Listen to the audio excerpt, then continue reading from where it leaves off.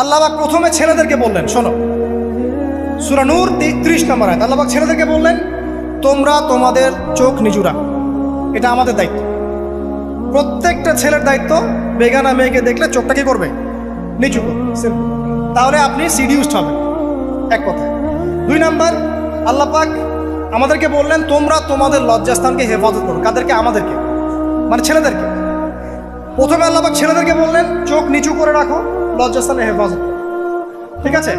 সূরা বানী ইসরাঈল আল্লাহ পাক বললেন, জেনার ধারের কাছেও যেও না, ধারের কাছেও যেও না।